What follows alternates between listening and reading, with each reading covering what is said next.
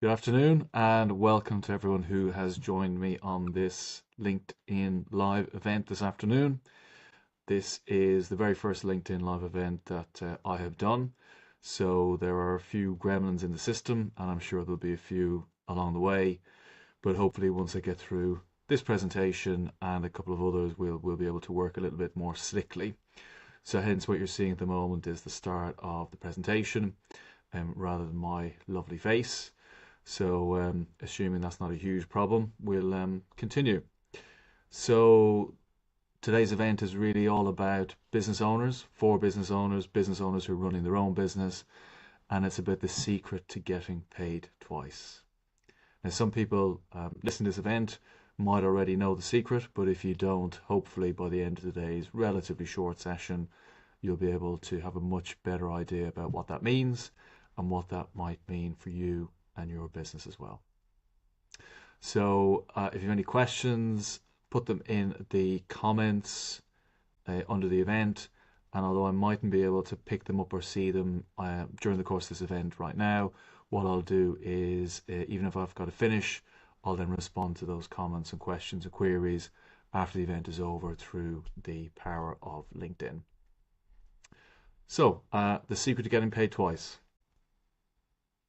My name is Damian Connelly, and I am the founder and managing director of Sakura Business Solutions.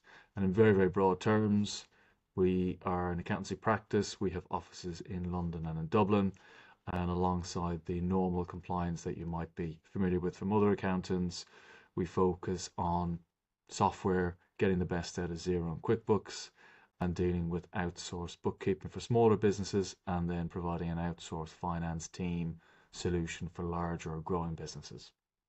So that's probably enough about Sakura. The only thing I do want to talk about is, maybe if you're not familiar with the word Sakura, it is actually a Japanese word, and it means cherry blossom. So if you're a bit confused by the pink or some of our pink logos, etc., then it's all about this word Sakura.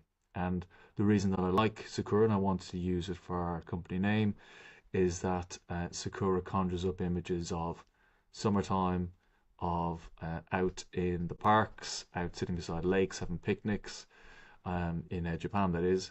So for me, it conjures up a very positive vision, an image, and I wanted to have sort of a positive, less traditional view of an accounting practice. So that's why we called our accounting practice Sakura, to try and just give a slightly different view or vision of what it is we do. And that also ties into my vision for the business, which is really to change the way that business owners view the value of their accountant forever. And although it might sound a little bit airy-fairy in many respects, actually that's really what I want to do. Is I want to make sure that we are business partners for business owners, and they can trust what it is we're doing for them, what we say to them, what we advise them on, and that they can then get on and really focus on their business, make the right decisions at the right time to grow and scale their own business.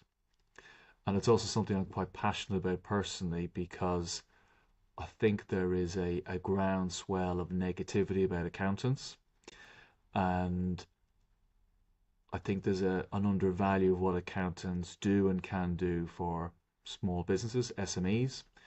And from my experience is that any business I've gone into where I've come in and really shaped and tidied up and professionalized the finance team and how the finance team operated within the business, it was a better business. And I think also any business that you know of that is successful and consistently successful and running very smoothly and profitably, I think you'll find that there's a really good, professional, robust finance team involved in that business, or a really, really good finance professional sitting down beside the business owner. And I'm happy to be proved wrong, but that's my experience, and that's what I see when I look at businesses. So that's really where the vision comes from. In terms of what I do, we've talked about the business in brief, but in terms of what I do, I tend to act as a fractional CFO for £1 million to £10 million, 10 million euro businesses.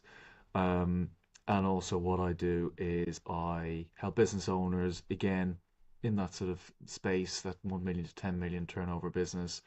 I help them think about and also then get ready for an exit or sale from their business, and make sure then that they can turn their main business asset into something that's really valuable and will hopefully give them a life-changing sum at the end of the process. And so why me? Well, I've had quite an interesting career to date. It's been quite commercial and quite interesting in many respects. So to give you a couple of my maybe career highlights, I worked with a property investment and services business that went from 5 million turnover to 65 million turnover in 3 years, which meant that as part of that, I was involved in leading projects where we set up a number of overseas entities. We acquired an entity. Um, we had to set up and run and grow overseas entities from the UK. I led putting in a finance system for about 80 users with about £100,000 budget for that, which we came in on time for. And then in that business, ultimately, they decided to sell. So over a 9-month period, we had to turn that business from a very sales focused business into a very organized, structured business that was prepared and ready for the due diligence process with a potential buyer. I've also had the joy of traveling to a Hong Kong subsidiary business to try and resolve issues when the local accountant went AWOL. Turned out he was having affairs. He was hoodwinking the local directors and getting money out of them, and eventually wasn't doing his work, had taken money out of the business and took everything that he could pick up and left with. On another occasion, I have been involved in a private equity backed business, which meant that it was really, really structured. Unlike privately owned businesses, it was basically run to sell a second time. So it was all about budgets, delivering on budgets, making sure that every element of the business was profitable and profitable to the level it needed to be, looking for other strategic opportunities, all with the end in mind, that is getting a sale away and getting the value that they wanted from their business. So that gives you an indication of my background. So hopefully that gives you some idea of why some of these more commercial issues are of interest to me and why I like to spend time working with business owners on these. So before we go too much further, I'd just like you to think about your own business for a little bit, and think about your own circumstances. And so therefore, have a think about how long have you been running your own business for? Maybe it's been for 5 years, maybe it's been for 10 years, maybe it's been for longer. And do you think you'll be doing the same thing? Do you think you'll still be running the business, operating the same way as you are at the moment in 10 years' time, in 20 years' time? I'm assuming you're earning a living from your business, earning a payroll, and obtaining dividends out of the business, maybe at the level that you wanted. Maybe you're hoping to improve or increase that over time. So have you ever considered whether you could actually sell your business in the future? Has that ever crossed your mind? And then what if somebody approached you tomorrow with a suggestion of buying your business? Would you be able to provide them with the information they need? Do you think you'd be able to quite quickly enable them to look at your business and make a formal offer to you?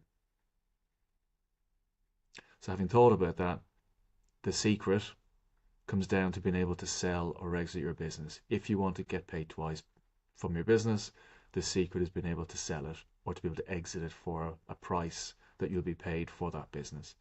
And part of that is making sure you can do that at the right time for you.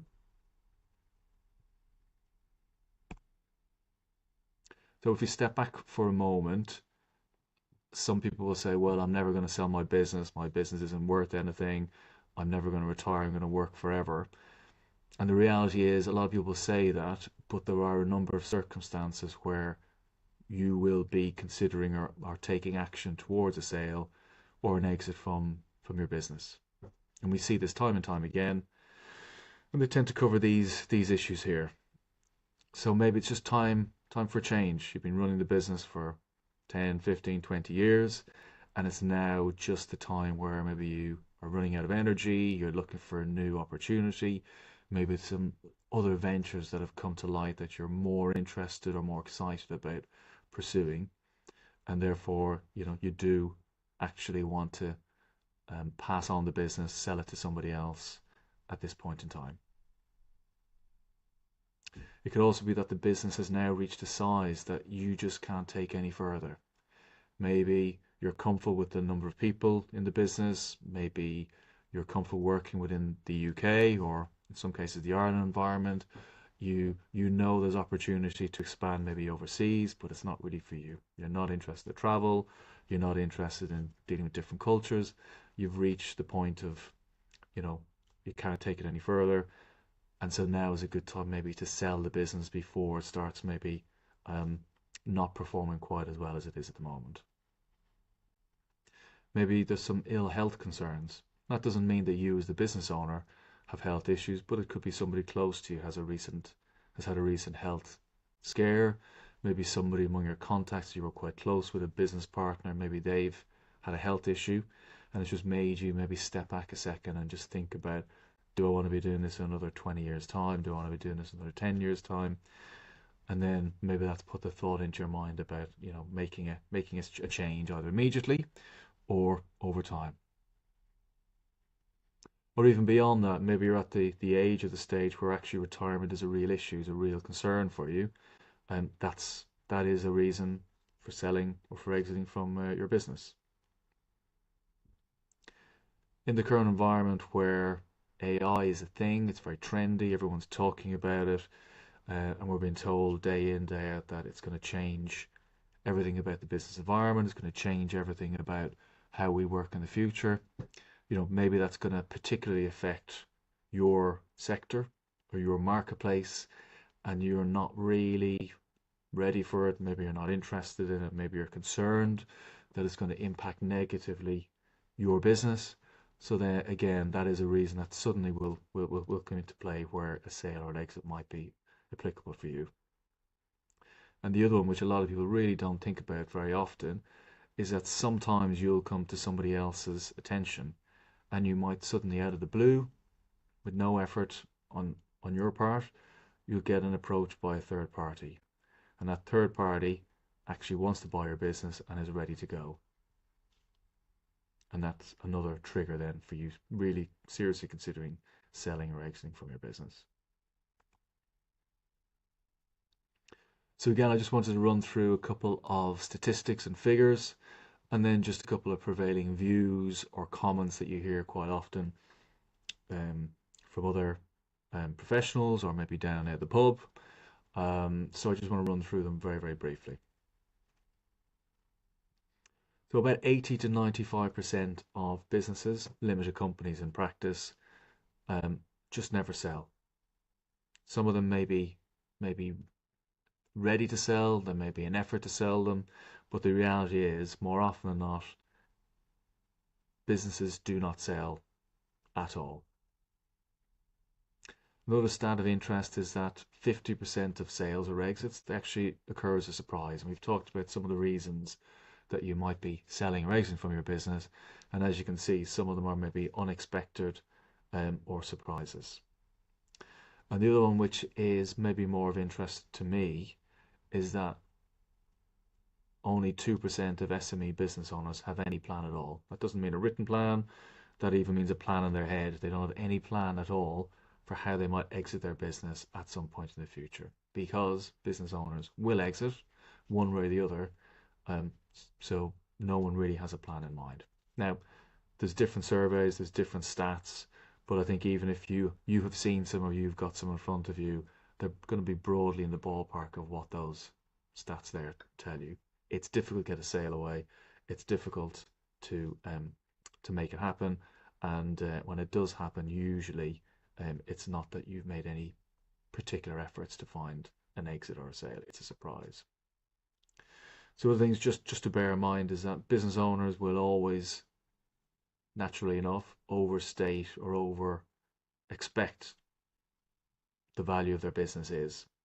So most business owners will say my business is worth 10 million, and generally there's nothing really behind that other than it's their baby and they just feel that it's really valuable, they're doing great work, they've got great clients, but it's really what the business is worth to a third party who's going to pay you to take that business from you. So that's an issue that needs to be discussed, that needs to be reviewed at an early stage.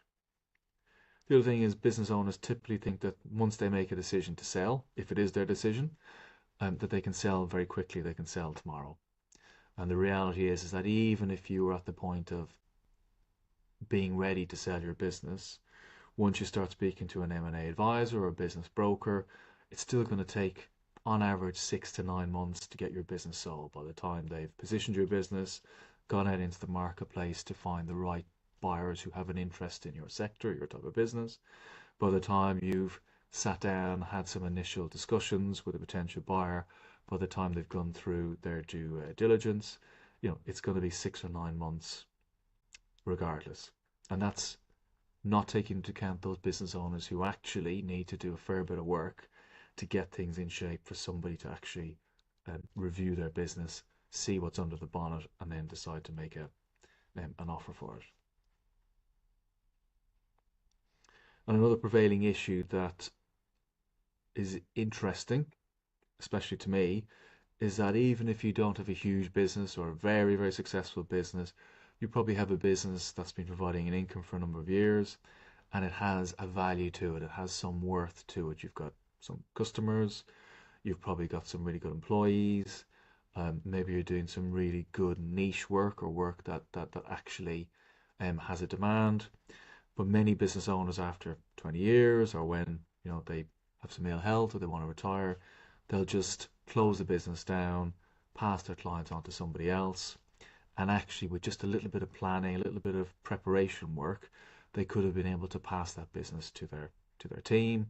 They might have found a buyer who just wants to pay something for their business, and it could be 6 figures, it doesn't have to be 7 figures, but they get nothing when they could have gotten paid twice. They get absolutely nothing for their business, and it just could have taken 6 or 8 months or 12 months of a little bit of work, preparation work, to get them those 6 figures.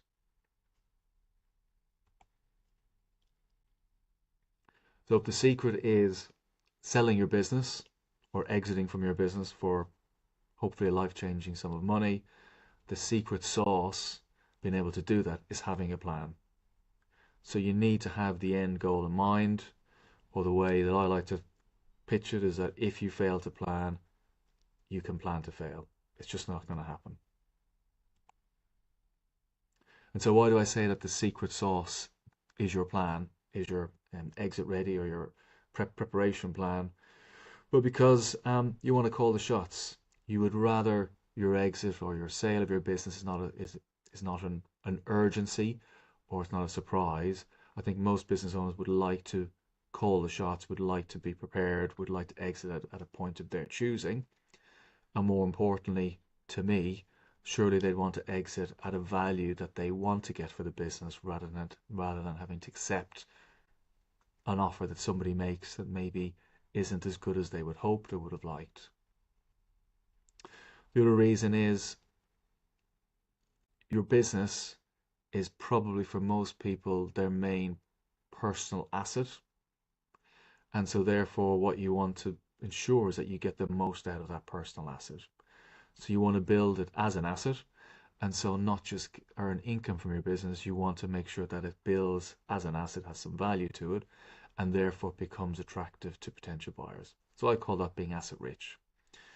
And if you think about it, the way I like to put it is, what you're trying to do is build something that maybe is a box, and what you're doing is, at the point you're ready to sell the business, it's like a box, a fully formed box. You've turned down the corners, and what you can do is pick up the box and hand it to the buyer.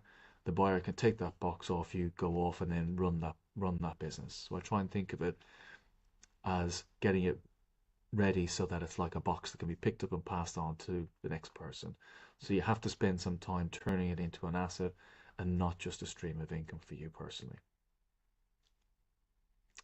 The other reason a plan is important is you want to get paid twice. You want to earn your income over the years you're running the business or operating within the business, but then why would you not want to get paid another sum, and another substantial sum, at a second point in time? Get paid twice. That's what it's all about. And also then you want to make sure that you're doing enough to make sure that you don't retire or exit the business with nothing to show for your hard work. And finally, if you are preparing for your exit, if you're getting ready to be exit ready, as I call it, you'll be doing work that will improve the business. It'll be work that will um, build up your team. It'll make sure that you're doing less of the day to day. It'll free up your time. It'll be more fun for you.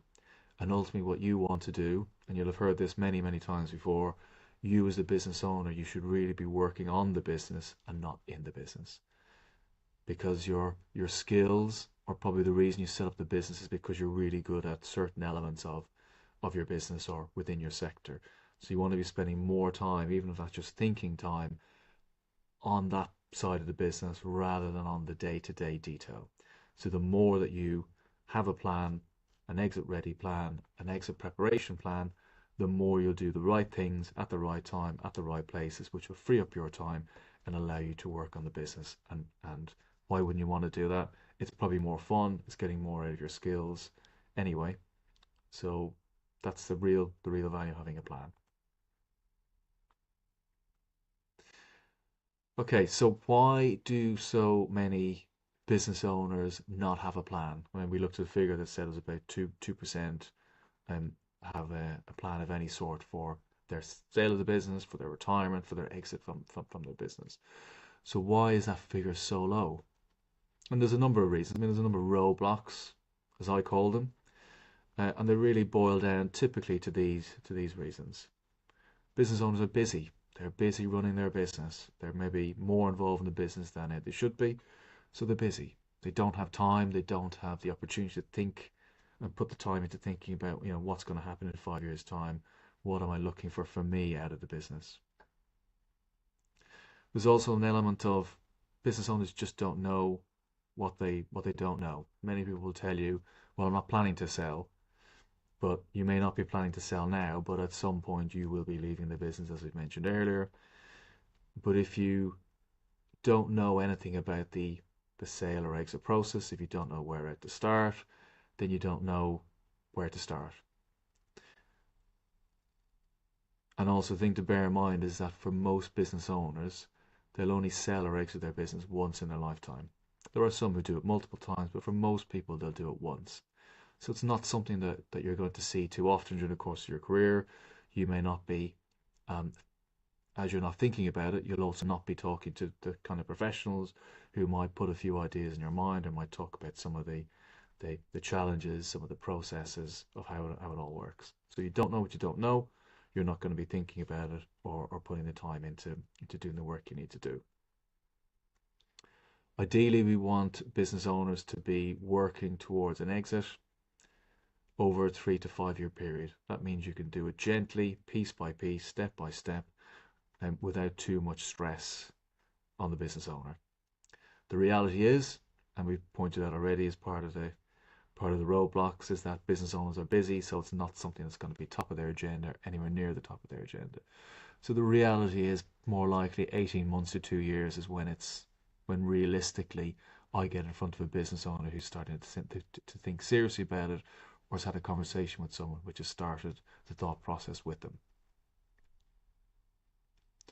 It's also challenging and a complex topic and journey. So if we go back to if you don't know what you don't know, even if you have had some discussions with some contacts, if you know something about it, it's a long journey, it's a complex journey, it's a stressful and challenging journey. Sometimes business owners just really don't want to think about it, they don't want to get involved in it until they have to. And then again, who do you call? Who do you start with? Who do you speak to start that journey? And typically, most people will speak to a business broker, to an M&A advisor, and they're all about the sale because that's what their skills are, that's what their professional service is the sale. So if you're a business that's not ready or cannot be sold because you're not ready, then the advisors or the business brokers are not going to be able to do anything for you because it's not going to turn into a sale for them. Equally, you may have a business that they can sell for a certain price, but maybe with a bit of planning and a little bit of preparation, you could have gotten a much larger figure at that sale point. The M&A brokers, the business brokers are probably not going to point that out to you, and they're certainly not going to get involved in helping you get to that much higher value in your business. So therefore, this is where I would come in. I come in and I set out a plan. I take you by the hand all the way through from getting the framework in place, getting your head in the right space, pushing through, getting all the work that needs to be done completed, and then getting you to a point where now is the right time to speak to business brokers or the advisors to get your business sold, because that's what they're specialist in. But we want to make sure that you're as ready as possible. And the question is, well, is it worth all this work and all this expense? Is it worth it?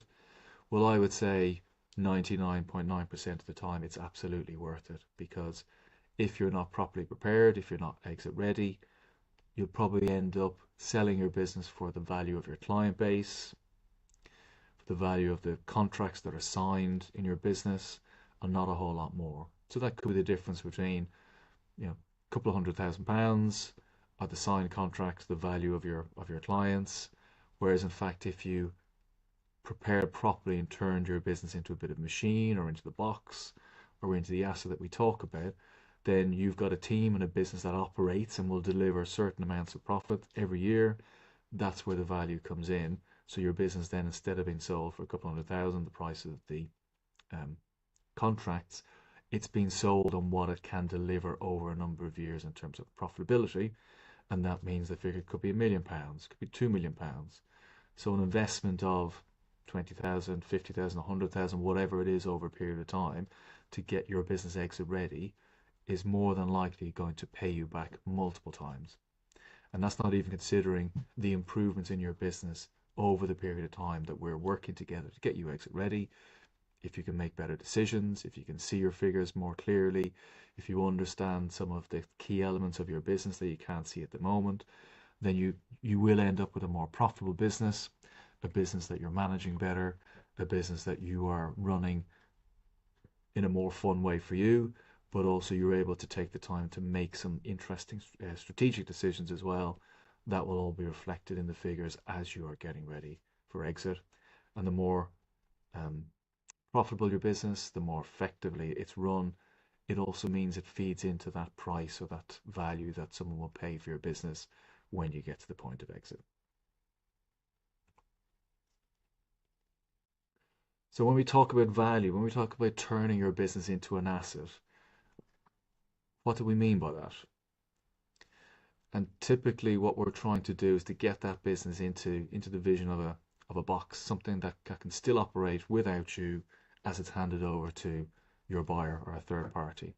And there's typically there's five key drivers of SME value, the value of your business. And the number one driver of value in any business is the business owner involvement. And when I say that, I mean the lack of business owner involvement. The main thing that you need to do when you're preparing for an exit is turn your role into what essentially is a job for which a role can be written for, and somebody can potentially or relatively easily be recruited in to cover your role and deliver it in almost the same way that you're doing it. So what that means then is part of the preparation is getting you out of the business. So making sure that you're not responsible for getting the clients in, you're not responsible for customer service, you're not responsible for delivering the service, you're not responsible for the finances. We've got to try and take you out of the business, and the less involved you are in the day-to-day side of things, then that's what really increases the value of your business. So closely tied into that as well is having an internal management team or having a structured team within your business. And if you're a larger business and you've got the ability to build a management team, fantastic. But as long as there's a structure of a team, hopefully with a management team in place as well, they'll be able to take your responsibilities as you start passing them away to somebody else or delegating them. And also then it means then that over time they'll also build, these are the guys who deal with the operations, these are the guys who deal with finance, these are the guys who deal more and more with the sales, the marketing, etc. And so if you can build a team over time to run the business, whether you're there, whether you're not there. That's what you're aiming to do. And that's another really key driver of value in a business. Then also tied into that is internal systems and processes. If you have a business where there is a clear process for how you do your marketing, how you handle and manage your pipeline, how you convert people from leads into customers, if you've got an onboarding process, if you've got a clear sales process, if you've got a really clear customer service or ops process for how you deal with clients day to day, week to week, month to month, who does what, if you've got clear finance structures, all of those are your internal systems and processes. And what they do then is they tie in with your management team, and they also help support your lack of involvement in the business. And again, a really key driver of value in your business. And then having the right software in place, being able to automate as many processes as possible. So you need to have your finance system in place. You probably need to have your case management software or your CRM system. You might have an operations software. So having all those software in place, which then help manage or run your internal systems and processes, means that there's less for a buyer to do, but it also means that a buyer can see how the business operates from start to finish, and that there's a clear route of how that all works and hangs together with the management team, with the processes, and then with the software allowing things to be automated over time or to be used more and more to underpin the processes and the people. And then finally, it's all about the financials and the legals and the HR, but it's all about the financials. Anyone buying your business will need to know that what you're selling them and what you're telling them as part of your sales story all hangs together. And the financials need to support all that. So they need to show how your business has grown over the last 3 to 5 years. They need to show what your forecast is or your budget is for the next 1 to 2 years, and why you've put those figures and why you think the business will continue to grow. The financials need to show that these are all your customers, they've all got contracts that have been signed, the value of your customer over a number of years is X, Y, and Z. They need to show that the profitability of each one of your services is clear and is consistent. So all of that's really, really important. And if the financials don't stack up, then all the rest might be in place, but that's maybe where trust or their faith in what you're telling them might fall down. So again, that's really, really important. Having all your financials, showing that you've got a management team that meets on a regular basis, that you've got information you review, that you update, you take decisions on, and then they can check that the next management report or management figures show the impact of those decisions that you're making. All really, really key. And if you've worked on all 5 of those, then you really are getting towards being able to have a business that has a value, excluding you, but also has a value that can be picked up and passed to another buyer. So when we talk about a plan and maybe having a roadmap to take you from where you are today to work through all those 5 or 6 drivers of value, to take you to the point where you can sit in front of a business broker, an M&A advisor, there needs to be a roadmap, and there needs to be a way of putting that plan together. So I put together what I call the asset rich and exit ready process, and that's really sort of a 3-stage, 9-section process. And it's all about clarifying at the start, working out where you are today, where you're trying to go, and then putting an initial plan together, certainly for the next 12 to 18 months. And then the next stage is the optimize section, which is all about working on the plan, working on the different sections, working on those 5 different areas, being a bit strategic about things, and making sure then you're moving the business in the right direction. And you're also working up all of the financials, so making sure that you understand where your profit is coming from, you know how much profit you're generating with each service, and then being able to take steps to sort of improve profit and drive the business forward. And then also as part of that, removing the business owner, as I pointed out already, is one of the big steps to make sure that that driver is delivered ahead of any exit or any planned sale. And then the final stage is all about the accelerate. That's when we're starting to think about the exit. So we get the M&A advisors involved at an early stage so they can give us the, where the market is, what the likely buyers are. It gives then an opportunity then to adjust the business or to set it up in a way that appeals to those particular buyers. Um, and then it also gives you a chance then to work on your management team and then work through the sale negotiation process and then exit and get paid. So following those 3 stages and following those 9 different steps is a good, consistent, structured way of taking any business owner from where they are today all the way through to the exit point.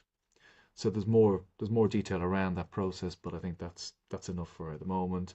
There is a process that we can take you through that isn't ad hoc.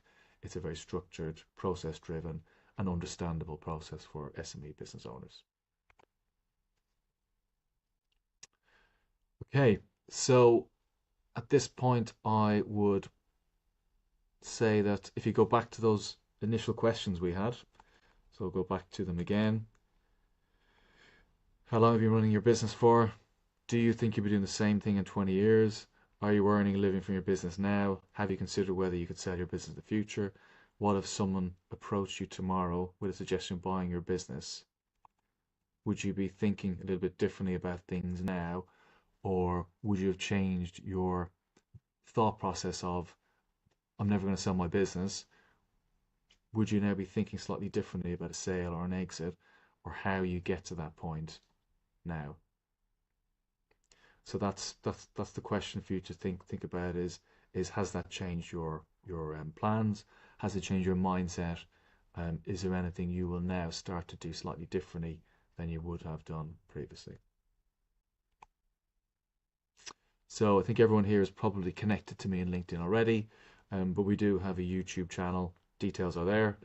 And so what I've done is I've put some podcasts I've appeared on talking about this subject up on our YouTube channel. I've done some other short videos on issues around this topic, some of the challenges, some of the bumps in the road, some of the questions that I've been asked about exits, what to think about, when to start thinking about it. So there's a lot of additional resources on our YouTube channel, so feel free to go there. And then we have a couple of guides on the whole process of exiting your business, what that looks like, what the different stages are, what the different steps are. And also then I've done an initial draft list of the typical documents that you would tend to have available on a due diligence by a buyer.